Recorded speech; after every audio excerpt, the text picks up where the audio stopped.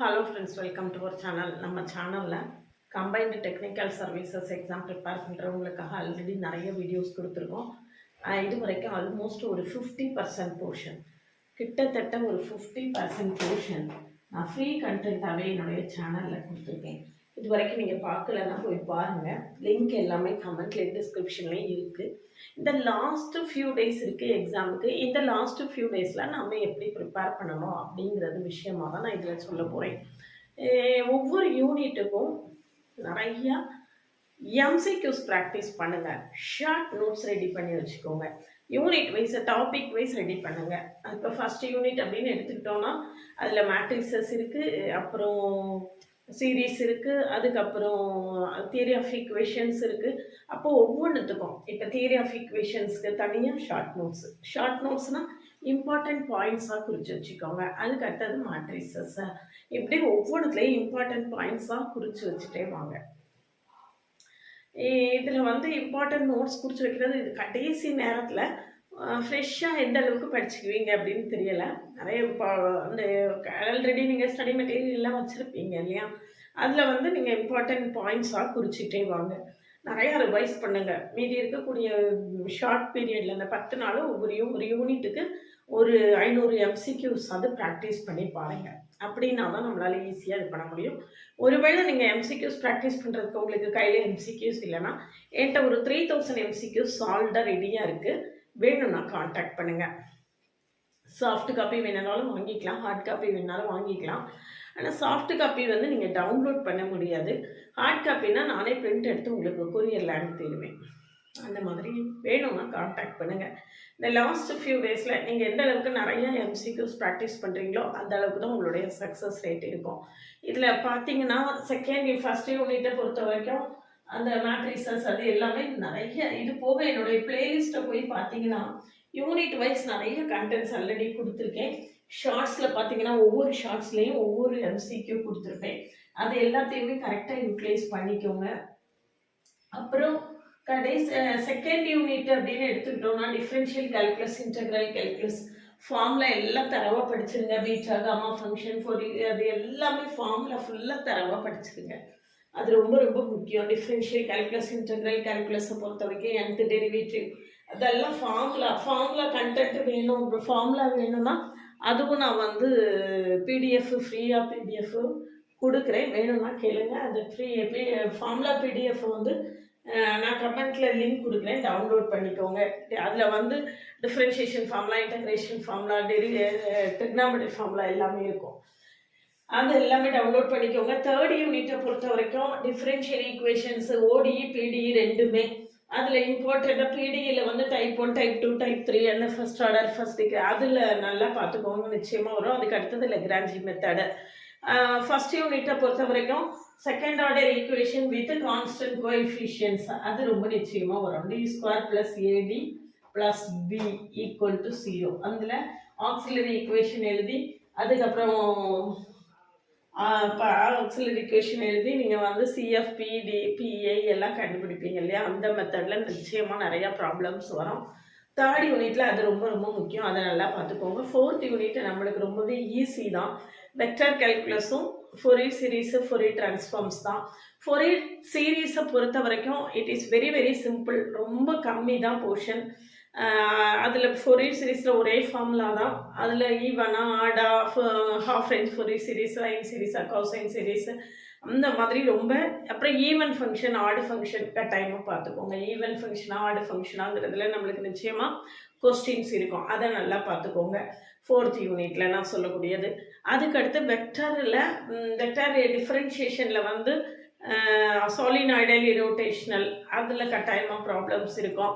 அதுக்கு அடுத்தால பார்த்தீங்கன்னா வெக்டர் இன்டகிரேஷனில் அந்த Gauss divergence theorem, Green's theorem, அப்புறம் ஸ்டோக்ஸ் தியரம் அதில் நிச்சயமாக ப்ராப்ளம்ஸ் இருக்கும். அதில் நிறைய ஷார்ட்டாக ஈஸியாக போட்டுடலாம். அந்த ஷார்ட்கட்ஸ் எல்லாமே நம்ம சேனலில் கொடுத்துருக்கேன். வெக்டர் இன்டகிரேஷன் ஷார்ட்கட்ஸ் எல்லாமே கொடுத்துருக்கேன். அது எல்லாமே நீங்கள் ஈஸியாக போட்டுடலாம். ஃபோரியர் டிரான்ஸ்ஃபார்ம்ஸை பொறுத்த வரைக்கும் ஃபுல்லாக ஃபார்முலாவும் அதனுடைய ப்ராப்பர்ட்டிஸையும் நல்லா பார்த்துக்கோங்க. அதுலேருந்தே நம்மளுக்கு நிறையா கொஸ்டின்ஸ் இருக்கும். ஃபோரியர் ட்ரான்ஸ்ஃபார்ம்ஸ் ஒர்க் பண்ணி ப்ராப்ளம் போடுறத விட நேரடியாக ப்ராப்ளம்ஸு கொஸ்டின்ஸு அதுக்கப்புறம் அதனுடைய ப்ராப்பர்ட்டிஸ் அந்த மாதிரி உள்ளது நிச்சயமாக வரும். அதனால் அது பார்த்துக்கோங்க. 5th யூனிட் வந்து நம்மளுக்கு அல்ஜிப்ராவை பற்றி உங்களுக்கு சொல்லவே வேண்டாம். நிறைய தியரம்ஸு ஸ்டேட்மெண்ட்ஸு அதுதான். அதை தரவாக பார்த்துக்கோங்க. அதில் வந்து குரூப்ஸா ரிங்ஸு அப்புறம் அவ்வளோதான். வெக்டர் ஸ்பேசஸ் வரைக்கும் தான் இருக்குது. ஐடியல்ஸ் எல்லாம் இல்லை, ரிங்ஸே இல்லைன்னு நினைக்கிறேன். குரூப்ஸு வெக்டர் ஸ்பேசஸ் இருக்குது. அதில் வந்து ரேங்க் கண்டுபிடிக்கிறது, லீனியர்லி டிபெண்ட் அது பார்த்துக்கோங்க. அதில் வந்து அதெல்லாம் நிறைய ஷார்ட்டாக ஈஸியாக போட்டுடலாம். ரேங்க் கண்டுபிடிக்கிறதுலாம் ஷார்ட்டாக போட்டுடலாம். அந்த ஷார்ட்கட்ஸும் நம்ம கொடுத்துருக்கோம். அடுத்தது யூனிட் 6 பொறுத்த வரைக்கும் அனாலிசிஸில் நிறைய தியரம் ஸ்டேட்மெண்ட்ஸ் வாசித்து வச்சுக்கோங்க. தியரம் ஸ்டேட்மெண்ட் டைரக்ட் கொஸ்டின்ஸ் தான் இருக்கும். மேக்ஸிமம் டைரக்ட் கொஸ்டின்ஸ் தான் இருக்கும். அப்புறம் கண்டினியூட்டி டிஸ்கண்டினியூட்டியில் ப்ராப்ளம்ஸ் இருக்கும். டிஸ்கண்டினியூட்டினா என்ன அப்படிங்கிறது விஷயமா நம்ம நிறைய கொடுத்துருக்கோம். டிஸ்கண்டினியூட்டி எப்படி கண்டுபிடிக்கிறது அப்படிங்கிறது எல்லாமே கொடுத்துருக்கோம். டிஸ்கண்டினியூட்டியில் கட்டாயம் ப்ராப்ளம் இருக்கும். மற்றபடி தியரம் ஸ்டேட்மெண்ட்ஸ் எல்லாமே தரவாக பார்த்துக்கோங்க. யூனிட் 7 வந்து நம்மளுக்கு காம்ப்ளெக்ஸ் அனாலிசிஸை பொறுத்த வரைக்கும் நம்மளுக்கு வந்து இதுதான் அதுதானே சொல்கிறதுக்கெல்லாம் மொத்தமாகவே கேட்பாங்க. நிச்சயமாக ரெசிடியூஸ், சிங்குலாரிட்டிஸ், இன்டகிரேஷன் அதில் தரவாக இருக்கணும். கோஷிஸ் இன்டெக்ரல் ஃபார்முலா, கோஷிஸ் ரெசிடியூ தியரம், அதுக்கப்புறம் singularities, essential singularity, removable singularity, அந்த இது எல்லாமே தரவாக பார்த்துக்கோங்க. அது எல்லாமே நிச்சயமாக நம்மளுக்கு வரும். அது ஃபுல்லாகவே ஷார்ட்கட்டில் நம்மளுடைய சேனலில் கொடுத்துருக்கேன். காம்ப்ளெக்ஸ் அனாலிசிஸ்ங்கிற பிளேலிஸ்ட்டில் போய் பார்த்தீங்கன்னா தெரியும்.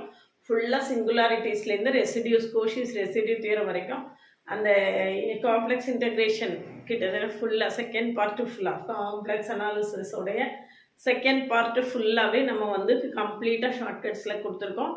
அதை கட்டாயமாக ஃபுல்லாக தரமாக பார்த்துக்கோங்க. அதுவே உங்களுக்கு காம்ப்ளெக்ஸ் அனாலிசிஸில் நல்லாவே ஹெல்ப்ஃபுல்லாக இருக்கும். நெக்ஸ்ட்டு யூனிட் 8 பொறுத்த வரைக்கும் நம்மளுக்கு டைனமிக்ஸ் மட்டும்தான் இருக்குது. ரொம்ப ஈஸி தான். எம்கே வெங்கட்ராமன் புக்கில் டைனமிக்ஸில் மட்டும் அப்படியே ஸ்டேட்மெண்ட்ஸாக தியரம்ஸாக பார்த்தா போதும். ப்ராப்ளம்ஸ் நிச்சயமாக ப்ரொஜெக்டைல்ஸ்லேருந்து இருக்கும். ப்ரொஜெக்டைல்ஸ்லேருந்து கட்டாயமாக ப்ராப்ளம்ஸ் இருக்கும். அதனால் ப்ரொஜெக்டைல்ஸை நல்லா கான்சன்ட்ரேட் பண்ணி பார்த்துக்கோங்க.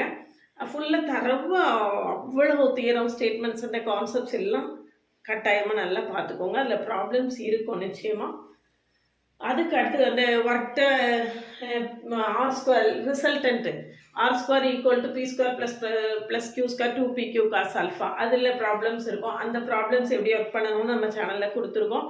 அதுக்கு அடுத்தது ப்ரொஜெக்டைல்ஸில் ப்ராப்ளம்ஸ் இருக்கும். ப்ரொஜெக்டைல்ஸ் வந்து ஃபுல்லாக ஃபார்முலாவை அப்ளை பண்ணி டேரெக்டாக ஃபார்முலாவில் அப்படியே வேல்யூஸ் அப்ளை பண்ணி ப்ராப்ளம் போடுற மாதிரி தான் இருக்கும். அதனால் ப்ரொஜெக்டைல்ஸை பொறுத்த வரைக்கும் ஃபார்முலா ஃபுல்லாக பார்த்து வச்சுக்கோங்க.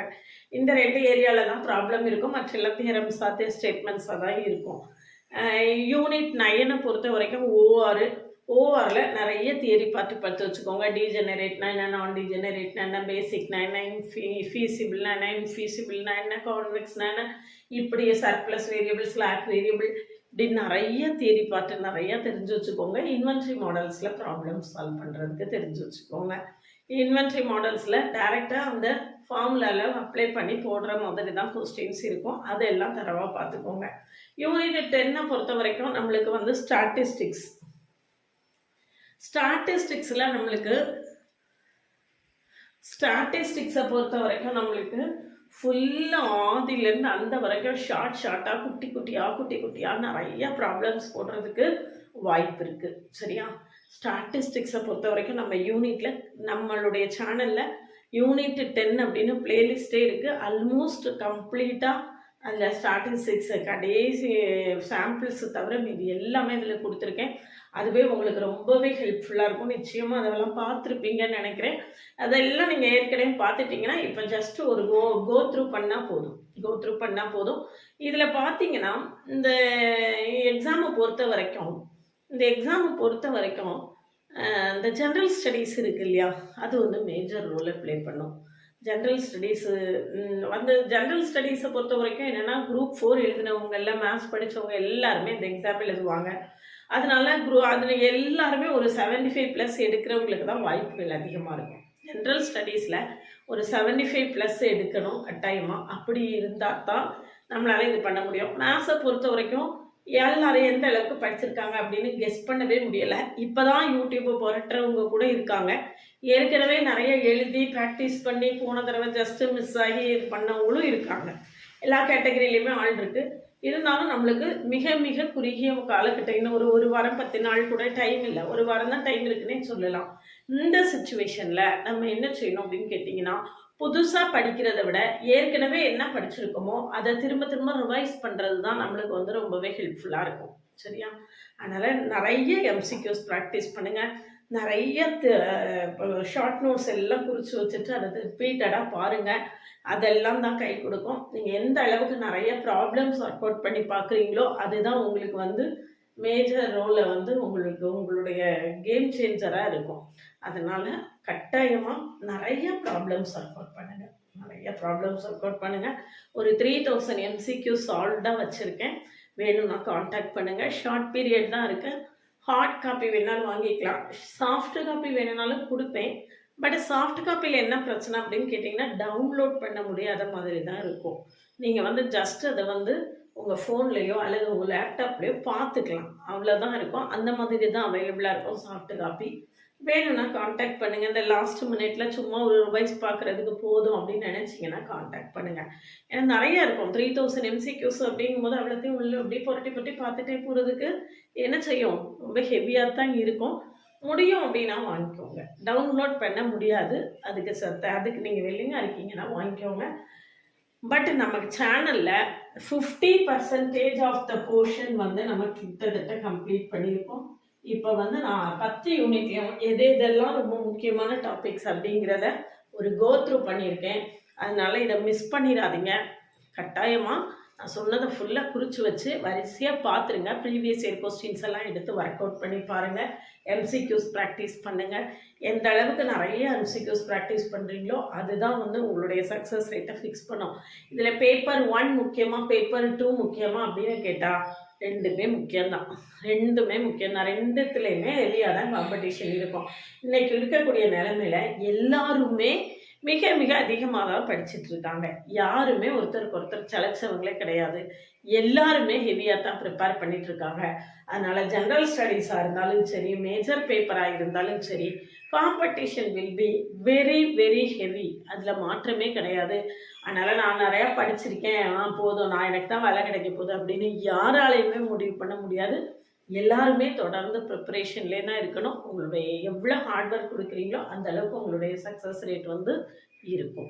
சேனலுக்கு நியூவாக இருந்தீங்கன்னா சப்ஸ்கிரைப் பண்ணிக்கோங்க. என்னுடைய OVM ஆப்பை டவுன்லோட் பண்ணிக்கோங்க. அதில் previous year question prescribe books எல்லாம் கொடுத்துருக்கேன். அதை நீங்கள் ஃப்ரீயாகவே டவுன்லோட் பண்ணிக்கலாம். இதில் வந்து என்னோட இன்ஸ்டா அக்கௌண்ட்டை ஃபாலோ பண்ணுங்கள். ஒரு வாட்ஸ்அப் சேனலோட லிங்க் கொடுத்துருக்கேன், அதில் ஜாயின் பண்ணிக்கோங்க. ஒரு வெபினார் PGTRBக்கு ஒரு வெபினார் அரேஞ்ச் பண்ணியிருக்கேன். வெபினார் அரேஞ்ச் பண்ணியிருக்கேன் 2 அக்டோபர் ராத்திரி 8 மணிக்கு. அந்த வாட்ஸ்அப் குரூப்போட லிங்க் வந்து நான் கமெண்ட்டில் கொடுக்குறேன். நீங்கள் அடுத்து PGTRBக்கு ப்ரிப்பேர் பண்ண போகிறீங்கன்னா அந்த வெபினாரில் ஜாயின் பண்ணிக்கோங்க. PGTRBயை பற்றி ஒரு கம்ப்ளீட் தரவு ஐடியா வந்து நீங்கள் தெரிஞ்சுக்கலாம். அதில் நீங்கள் இன்ட்ராக்ஷன் செஷன் தான், என்ன டவுட்டு கேட்கணுன்னாலும் கேட்டுக்கலாம். சரிதானா? அதனால் சரி, நம்ம சேனலில் இருந்து நல்லா கம்ப்ளீட்டாக ப்ளேலிஸ்ட்லாம் வாட்ச் பண்ணிங்கனாலே உங்களுக்கு எல்லாமே ரொம்பவே ஹெல்ப்ஃபுல்லாக இருக்கும். ப்ளேலிஸ்ட்டையும் ஷார்ட்ஸையும் கட்டாயமாக பாருங்கள். ஆன்லைன் மோடில் PGTRB மேத்ஸுக்கு, CSIR நெட்டுக்கு எல்லாருக்குமே கிளாஸஸ் இருக்குது. வேணும்னா காண்டாக்ட் பண்ணுங்கள். அதுக்கு முன்னால் கிளாஸஸ் எப்படி இருக்குன்னு கமெண்ட்லேயும் டிஸ்கிரிப்ஷன் லிங்க் இருக்குது. பார்த்துட்டு கிளாஸஸ் பிடிச்சிருந்ததுன்னா காண்டாக்ட் பண்ணுங்கள்.